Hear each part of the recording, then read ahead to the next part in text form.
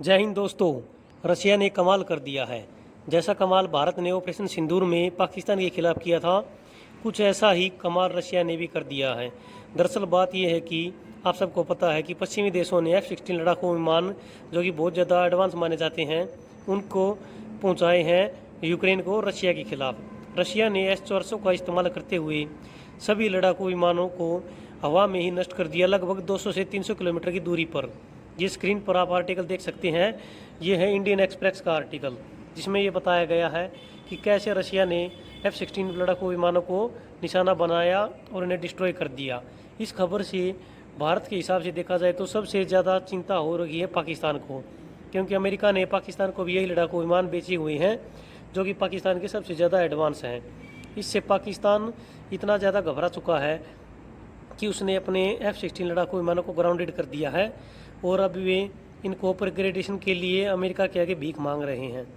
लेकिन भारत का S-400, जो कि रशिया से हमने ख़रीदा हुआ है, वो इतना कैपेबल है कि इन लड़ाकू विमानों को 300 से 450 किलोमीटर तक की एरिया में उसके नज़रअंदाज करते ही मार सकता है। अब पाकिस्तान की, जैसे कि ऑपरेशन सिंदूर में हुआ था, एक भी मिसाइल भारत के एरिया को हिट नहीं कर पाई और उल्टा भारत के लड़ाकू विमानों ने उनके एयर डिफेंस सिस्टम को हिट किया। F-16 विमानों का भी यही हाल किया था।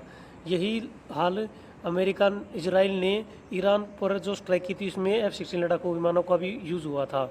ईरान भी अब ये चाह रहा है कि उसके पास भी S-400 विमान हो, जिससे वे इजराइल के F-35 को भी अपने एयर स्पेस में आने से रोक सकें।